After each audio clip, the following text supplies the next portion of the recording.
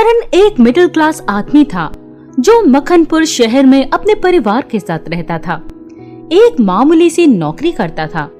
एक दिन जब वो सुबह अपनी नौकरी के लिए जा रहा था तो उसने देखा कि उसकी गली का एक गरीब आदमी सेठ जी से कुछ कह रहा था। मैं एक गरीब किसान हूँ, मुझे मेरे बेटे का इलाज कराना है, मेरे पेड़ खरीद लो, मैं उन पैसों से अपने बेटे का इलाज करा लूँगा। मैं इन पेड़ों का क्या करूँगा? तुम चाहो तो तुम्हें पैसे दे देता हूँ, तुम अपने बेटे का इलाज करा लेना। नहीं साहब, मैं इस तरह पैसे नहीं लूँगा। इतना बोलकर किसान जाने लगा। करण ने किसान को आवाज दी, सुनो, इस पेड़ का दाम क्या है? एक पेड़ 3000 का है। अरे इतने महंगे पेड़? किसान बोला। वो आप खुद ही समझ जाओगे। करण ने बिना मोल भाव करे पेड़ ले लिया और अपने घर जाकर उसे बगीचे में लगा लिया। जब वो नौकरी से वापस आया तो अपने पेड़ को देखने लगा। उसकी पत्नी भी वहीं बगीचे में आ गई और पेड़ के बारे में पूछा। करण ने अपनी पत्नी को सारी बात बताई। दोनों सोने चले गए। अगले दिन जब वो उठे तो कुछ ऐसा देखा कि उन्हें अपनी आंखों पर यकीन ही नहीं हुआ। वो पेड़ रात ही रात में बड़ा हो गया और उस पर पपीते भी लगे हुए थे। ये देखकर वो दोनों हैरान हो गए। ये कैसे हो सकता है? मुझे विश्वास नहीं हो रहा। ये तो कोई जादू है। देखो, पपीते भी कितने अच्छे हैं। करण ने एक पपीता तोड़ लिया और काट कर देखा तो उसमें एक सोने का सिक्का मिला। करण पहले चौंक गया, लेकिन सोने की चमक ने उसकी हैरानी को खुशी में बदल दिया और वो बोला, ये तो जादुई पेड़ है, अब मैं अमीर बन जाऊंगा। कोयल ने सारे पपीते तोड़े और देखा सभी के अंदर सोने के सिक्के थे। जाओ, इन सिक्कों को बेच आओ और फिर एक बड़ा घर खरीदेंगे। करण ने सारे सिक्के लिए और सुनार को बेच आया और एक आलीशान घर खरीदा। फिर उसने नौकरी भी छोड़ दी। वो हर दिन अलग अलग सुनार के पास सिक्के बेचने जाता, लेकिन एक चोर उसे हर दिन देखता और सोचता, ये तो बहुत ही अमीर आदमी है जो हर दिन अलग अलग सुनार के पास जाता है। उस चोर ने उसका पीछा किया तो देखा इसका घर भी बहुत बड़ा है। एक दिन चोर मौका देखकर उसके घर में जा घुसा और सब कुछ चुरा कर ले गया। अगले दिन जब वे उठे तो देखा सब कुछ चोरी हो गया। हे भगवान, ये क्या हो गया? सब कुछ चोरी हो गया। कोई नहीं, रो क्यों रही हो? हमारे पास तो जादुई पपीते का पेड़ है, सब कुछ वापस आ जाएगा। और कुछ महीने में दोबारा करण ने सब कुछ खरीद लिया। उस चोर ने फिर से चोरी कर ली। इस बार करण ने अपने घर पर सीसीटीवी कैमरा लगवा लिया और वॉचमैन रख लिया। अब चोर घर में नहीं घुस पाया, मगर करण का लालच दिन पर दिन बढ़ता चला गया और इस लालच की वजह से हर दिन कोयल और करण की छोटी छोटी बातों पर लड़ाई होने लगी। एक दिन कोयल करण को छोड़कर चली गई और बोल कर गई, जिस दिन तुम्हारा लालच खत्म हो जाएगा, अब मैं उसी दिन वापस आऊंगी। कुछ दिन तो करण ने पैसे के सहारे गुजार लिए, लेकिन एक दिन उसकी तबीयत खराब हो गई। कई दिन बीत गए लेकिन वो ठीक नहीं हुआ। उसका ख्याल रखने के लिए कोई भी नहीं था। तब वो एक पंडित जी के पास गया और बोला, पंडित जी, मैं बहुत परेशान हूँ, अब आप ही मेरी मदद कीजिए। हाँ, मैं जरूर तुम्हारी मदद करूँगा, मगर मुझे सारी परेशानी बताओ। करण ने सारी बात पंडित जी को बता दी। सब सुनकर पंडित जी बोले, बेटा, वो कोई मामूली पेड़ नहीं है, वो एक जादुई पपीते का पेड़ है और उसके साथ श्राप जुड़ा हुआ है कि जहाँ भी इसे उगाया जाएगा वहाँ पैसे के अलावा और कुछ नहीं बचेगा। अब मैं क्या करूँ? वो किसान मक्खनपुर के खेतों में मिलेगा, उसे ढूंढकर उसकी इस्तेमाल की हुई किसी कुल्हाड़ी से ये पेड़ काट देना और फिर जड़ से उखाड़कर जला देना। करण ने पंडित जी के बताए अनुसार उस किसान को ढूंढा और उससे कहा, क्या तुम्हें मालूम था कि ये श्रापित है? तुमने मुझे ये पेड़ क्यों दिया? मैं इसे जमींदार के घर से चुरा कर लाया था। अगले दिन जब मैं जमींदार के घर पहुंचा तो मैंने उन्हें कहते सुन लिया था कि ये पेड़ श्रापित है। मैं नहीं चाहता था कि मेरे साथ कुछ बुरा हो, इसलिए मैंने जल्दी से जल्दी इससे पीछा छुड़ाने के लिए इसे महंगे दामों में बेचने का फैसला किया। महंगा दाम देखकर कोई भी सोच लेता कि जरूर कोई खास बात ही होगी इस पेड़ में। ये सुनकर करण को गुस्सा तो बहुत आया, लेकिन उसने सब भूलकर वैसा ही किया जैसा पंडित ने बताया था और पेड़ से पीछा छुड़ा लिया। उसके बाद उसने अपनी नौकरी वापस ज्वाइन कर ली। थोड़े दिन बाद वो कोयल के पास पहुंचा और उससे अपनी गलती के लिए माफी मांगी और वादा किया कि अब कभी भी लालच नहीं करेगा। एक बार की बात है, एक गांव में एक सेठ रहता था। सेठ पैसे कमाने का बहुत लालची था, इसलिए वह बहुत से व्यापार करता रहता था। इस बार उसकी नज़र दूध के व्यापार पर गई। उसने सोचा दूध पीना तो कोई भी बंद नहीं करेगा, इसीलिए यह व्यापार हमेशा चलता रहेगा और इसमें नुकसान होने की भी संभावना नहीं है। यह सोचकर सेठ ने दूध का व्यापार शुरू किया। दूध को बेचने के लिए उसने एक व्यक्ति को नौकरी पर रखा। उसका नाम रामू काका था। रामू काका ही सेठ के दूध के व्यापार को देखते थे और पूरे गांव में दूध बांटने का काम पूरा करते थे। गांव वाले उन्हें दूध वाला कहकर बुलाया करते थे। रामू काका सेठ के द्वारा दिए गए वेतन से संतुष्ट नहीं थे, इसलिए उनके मन में लालच आ गया और उसने दूध के व्यापार में गड़बड़ी करने का सोच लिया। उसने सोचा शुद्ध दूध लोगों को पचता नहीं है और वे शिकायत करते हैं कि आपके दूध को पीने से पेट खराब हो जाता है। बहुत से लोग गाय का दूध मांगते हैं क्योंकि वह पतला होता है। फिर रामू काका ने भैंस के दूध में पानी मिलाकर और थोड़ी सी हल्दी मिलाकर बेचने लगे। सेठ के यहाँ दिन में 200 लीटर दूध होता था, लेकिन रामू काका 350 लीटर रोज बेचा करते थे। जो यह 150 लीटर अधिक दूध बेचा जाता था, उसका पूरा पैसा रामू काका अपने पास रखते थे। धीरे धीरे रामू काका की लालच और बढ़ने लगी और वह दूध में और ज़्यादा पानी मिलाने लगे। अब गांव वाले को लगने लगा कि दूध बहुत ही ज़्यादा पतला होता जा रहा है। ना तो इस दूध से अच्छी मलाई बनती है और ना ही इसका अच्छे से दही जम पाता है। निश्चित ही इस दूध में मिलावट की जाती है। यह सोचकर गांव वाले सेठ पर दोष मढ़ने लगे। उन्हें लगा सब गलती सेठ की है। पूरे गांव में दूध की मिलावट की खबर फैल गई और सब अपने सामने सेठ को ही बुरा भला बोलते थे। यह बात गांव के ठाकुर तक भी पहुंच गई। गांव का ठाकुर सेठ का परम मित्र था।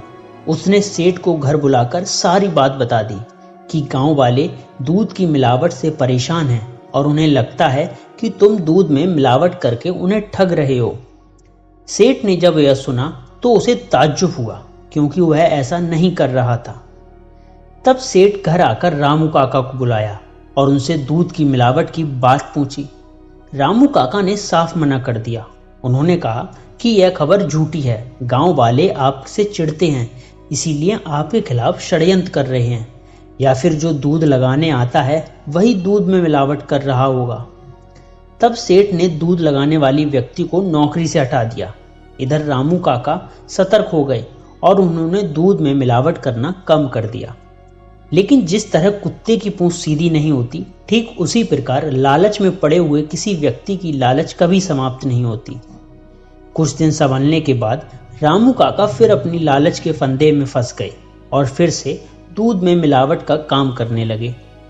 लेकिन इस बार सेठ की नज़र रामू काका पर थी और जब रामू काका ने दूध में मिलावट का काम फिर से चालू किया तो सेठ ने इस बार उन्हें रंगे हाथ पकड़ लिया और गांव के सरपंचों के सामने पेश किया। सेठ गांव वालों के सामने निर्दोष साबित हुआ और दूध वाले रामू काका को गांव के सरपंचों ने गांव से बाहर निकाल दिया। रामू काका को अपने लालच पर बड़ा पछतावा हुआ और उसने कसम खाई कि वह अब कभी भी लालच में आकर कोई भी गलत काम नहीं करेगा।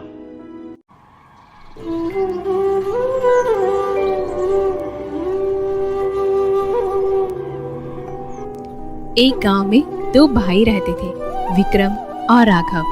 बड़ा भाई विक्रम बहुत ही अमीर था और छोटा भाई राघव मेहनत तो खूब करता था, लेकिन फिर भी अपनी और अपने परिवार की जरूरतें पूरी नहीं कर पाता था। वह अपनी गरीबी से बहुत ज्यादा परेशान था। विक्रम ने पिताजी की कमाई से राघव को उसका हिस्सा भी नहीं दिया था और न ही वह राघव की कोई मदद करता था। दिवाली का उत्सव था, सब जगह दियों की रोशनी थी। घर घर में मीठा, नमकीन, नए कपड़े और खुशियों का माहौल था। विक्रम के घर पर भी बहुत ज्यादा धूमधाम से दिवाली मनाई जा रही थी। उसकी बीवी और बच्चों ने नए कपड़े और जेवर भी पहन लिए थे। कई तरह की मिठाइयों से, पंच पकवानों से उसका घर भरा हुआ था। वहीं राघव के घर पर त्योहार तो क्या, खाने पीने के लिए कुछ भी नहीं था। वह मदद के लिए अपने बड़े भाई के घर गया और अपने बड़े भाई से बोला, सुनो भैया, मेरे काम काज का अब कोई ठिकाना नहीं है। मैं बहुत परेशान हो चुका हूँ। मैं हर रोज घर से काम की तलाश में बाहर निकलता हूँ, लेकिन मुझे मायूसी के अलावा कुछ भी हाथ नहीं लगता। पर घर पर राधा और सूरज भी भूखे बैठे हुए हैं। भाई, मेरी कुछ मदद करो। मेरे पास पैसे आते ही मैं तुम्हारे कर्जे के पैसे लौटा दूंगा। अपने भाई राघव की ऐसी बात सुनकर विक्रम को बहुत ही गुस्सा आता है और वो अपने भाई से कहता है, सुन राघव, मैंने बहुत कड़ी मेहनत से ये ऐशो आराम कमाया है। आजकल खर्चे भी बहुत ज्यादा बढ़ गए हैं। तुम्हें भी कड़ी मेहनत करनी चाहिए। मैं तुम्हारी कोई मदद नहीं कर सकता। अब तुम यहाँ से जा सकते हो। सुनो भैया, पिताजी ने मुझे जो हिस्सा दिया था वही आप मुझे वापस लौटा दो। मैंने आज तक तुमसे कभी कुछ भी नहीं मांगा, लेकिन आज मेरे बुरे दिन चल रहे हैं, इसलिए मैं अपना हिस्सा आपसे मांग रहा हूँ। ए राघव, तेरी इतनी हिम्मत कि तुम मुझसे हिस्सा मांग रहा है? अभी यहाँ से दफा हो जा, वरना मुझसे बुरा कोई भी ना होगा। राघव को अपने भाई के बर्ताव से बहुत बुरा लगा। वो काम की खोज में जंगल की ओर चल पड़ा। कुछ दूर चलते ही उसे वहां पर एक बूढ़ी औरत दिखाई दी। उसके सामने लकड़ियों का ढेर पड़ा हुआ था। राघव ने सोचा कि अगर मैं इनकी मदद कर दूं तो हो सकता है ये मुझे कुछ पैसे दे दे। तभी राघव उनके पास जाता है और उनसे बड़े प्यार से कहता है, माता जी, मैं ये लकड़ियां आपके घर तक पहुंचा दूं। क्या आप मुझे इनके बदले कुछ पैसे दे सकती हैं? और भी अगर घर में कुछ काम होगा तो मैं वो भी कर दूंगा। जरूर जरूर बेटा, मेरी मदद करने के लिए मैं तुम्हें पैसे जरूर से दूंगी, लेकिन तुम इतने दुखी क्यों लग रहे हो? माँ जी, घर में बीवी बच्चे भूखे हैं। खाने के लिए घर में एक अनाज का दाना भी नहीं है। कहीं भी काम नहीं मिल रहा है। मैं बहुत परेशान हूँ। तुम दुखी मत हो, ये लो केसर की मिठाई। आगे चलते ही 4 घने पेड़ दिखेंगे और उनके पीछे ही छोटी सी एक गुफा है। उनमें 3 बोने रहते हैं। ये मिठाई उन्हें बहुत पसंद है। जैसे ही वो ये मिठाई देखेंगे वो तुमसे मांगेंगे। तुम इन मिठाई के बदले उनसे एक चक्की मांग लेना। चक्की के आते ही तुम्हारे दिन बदल जाएंगे। राघव ने बूढ़ी औरत की मदद की और उनसे वो मिठाई लेकर जंगल में आगे बढ़ने लगा। कुछ देर चलने के बाद उसे 4 बड़े पेड़ दिखाई दिए। उनके पास जाते ही राघव को एक गुफा दिखाई दी। उसका दरवाजा बहुत ही छोटा सा था। वह झुककर गुफा के अंदर गया। जैसे ही वह अंदर गया, उसने देखा 3 बोने अंदर खड़े हुए थे। राघव के हाथ में केसर की मिठाई को देखकर वह तीनों बहुत ही खुश हुए और राघव से वह मिठाई मांगने लगे। ठीक है, ये मिठाई मैं आप लोगों को दे दूंगा, लेकिन इसके बदले मुझे वो चक्की चाहिए। ठीक है, मैं तुम्हें ये चक्की दे दूंगा, लेकिन हाँ, ये कोई मामूली चक्की नहीं है। यह एक जादुई चक्की है। तुम इससे जो मांगोगे वो तुम्हें मिल जाएगा, और जैसे ही तुम्हारी जरूरत पूरी हो जाएगी तुम इस पर एक लाल रंग का कपड़ा डाल देना, क्योंकि इस चक्की को रोकने का यही एक तरीका है। शुक्रिया दोस्तों, मैं इस बात को जरूर से याद रखूंगा। राघव बहुत ही खुश हुआ और चक्की लेकर घर आ गया। घर पर बीवी और बच्चे भूखे बैठे हुए थे। राघव ने पत्नी को सारी घटना बताई।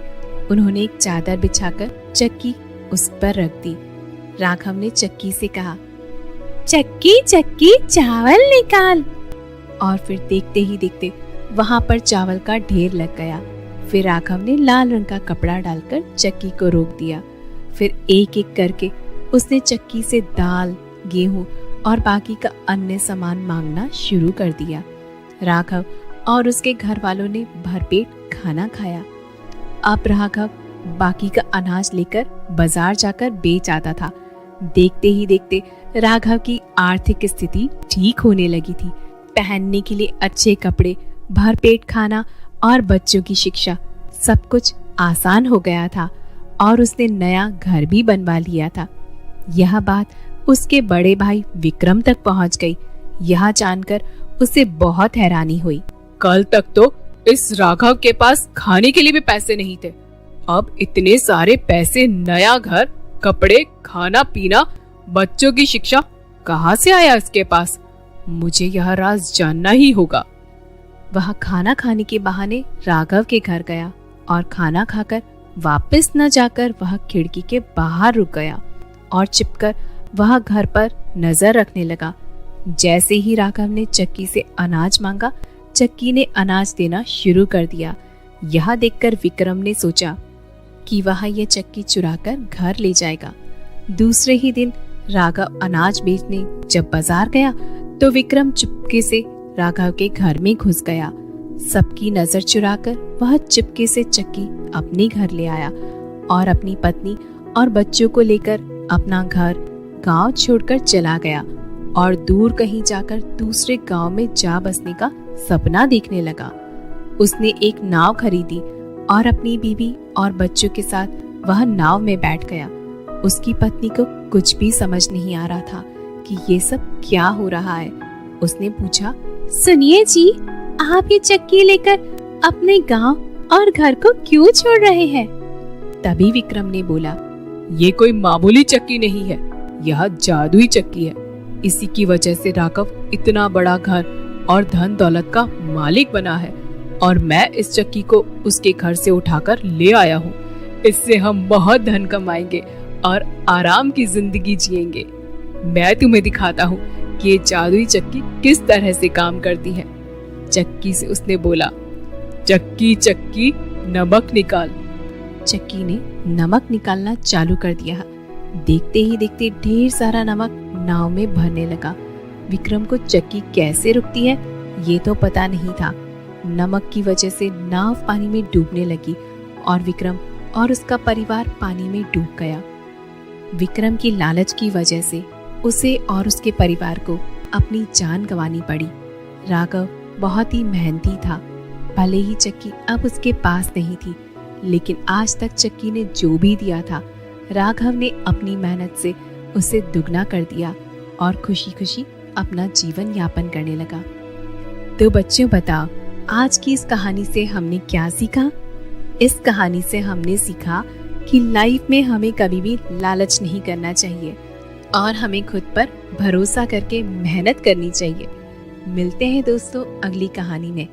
तब तक के लिए बाय बाय।